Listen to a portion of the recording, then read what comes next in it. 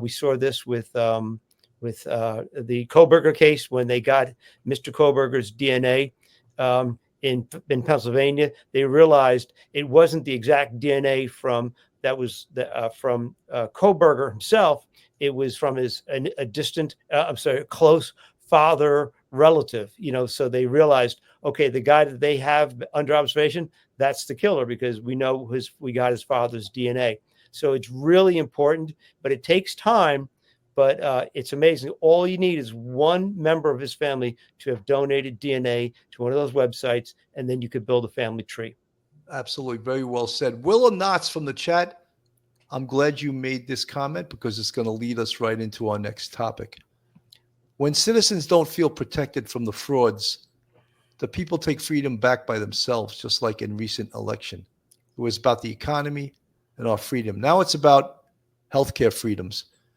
Thank you, Willa, for that comment. And what I want to lead into is that, to me, it's a little bit disturbing that the social media crowd and many people out there, some are applauding the murder of Brian Thompson because to them, he's the boogeyman.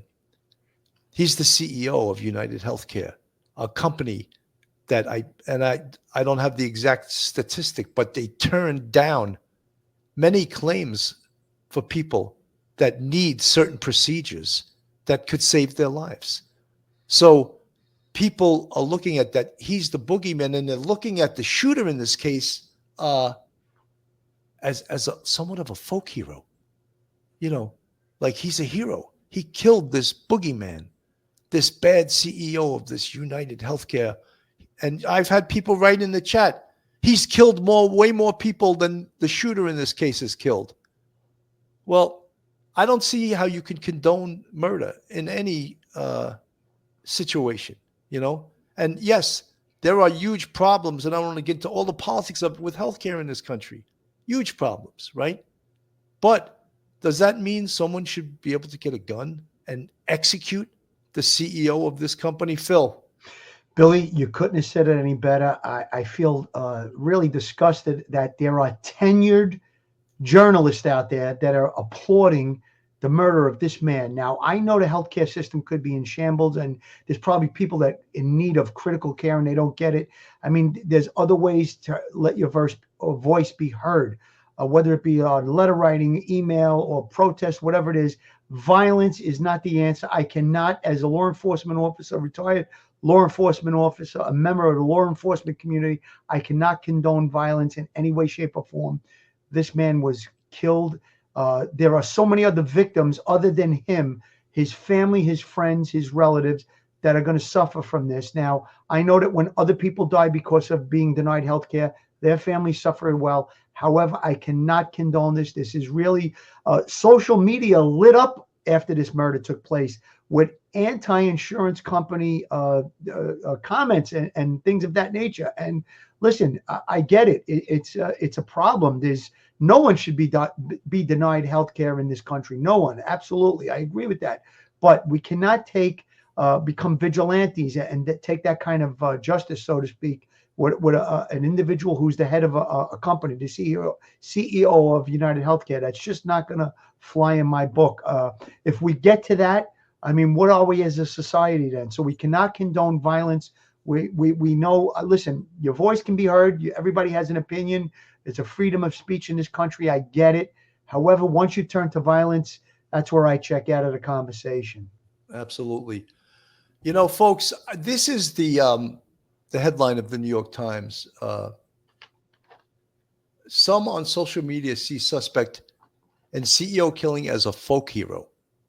The authorities have pleaded for help in finding the person who killed Brian Thompson, the chief executive of United Healthcare. But some seem more interested in rooting for the gunman. A grainy image of his face drew comparisons to Hollywood heartthrobs. A jacket similar to the one he's wearing on wanted posters is reportedly flying off the shelves. And the words written on the bullets he used to kill a man in cold blood on the sidewalk on Wednesday have become, for some people, a rallying cry. 3 days after a gunman assassinated a top health insurance executive in Midtown Manhattan and vanished, The unidentified suspect has in some quarters been venerated as something approaching a folk hero. The authorities have pleaded for help from the public to find the person who killed United Healthcare executive Brian Thompson, who was a husband and father of 2 children. But in a macabre turn, some people seem to be more interested in rooting for the gunman and thwarting the police officers. How disturbing is that, Mike? Bill, it's so disturbing. I can't even tell you. It's disgusting. There's ways to notify your political representatives in Washington.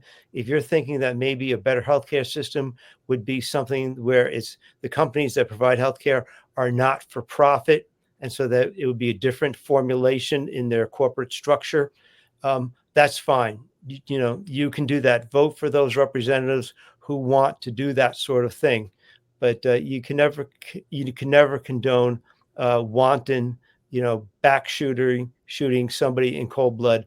That's not the answer. And you know what? This guy deserves whatever punishment he gets, and I hope that's life behind bars. Absolutely, but I mean, I'm a little concerned. Will this stop people from calling the tips line because they're rooting for the bad guy? They're rooting for the guy who took someone's life, who murdered someone in cold blood. Is that what we've become in this society? That's because you're mad at a corporation, and there are so many political a political nature to this murder, and we're not going to solve it. But you're certainly not going to solve something like this by utilizing violence, and that's what some people seem to be advocating for. Bill. Billy, in the chat, people are saying, and I get it, there's frustration, but they're saying, no, you don't get it, Mr. Law Enforcement. You just don't get it. So bow to crooks. How do we make change then? How? No, we don't bow to crooks. How do you make change? I don't know what the answers are, but I could give you some expressions of my feelings about it, how to make change. Elect politicians that will fight for you, that will fight the healthcare system. That's one of the ways. Letter writing, emails, and protest. Legal protest, peaceful protest. That's the only thing that I can offer. I'm a law enforcement officer in my heart. My blood is blue. That's the way I feel. I cannot condone violence in any way, shape, or form. That's my own personal way. I think my other 2 colleagues on the panel feel the same way. This is not about condoning murder.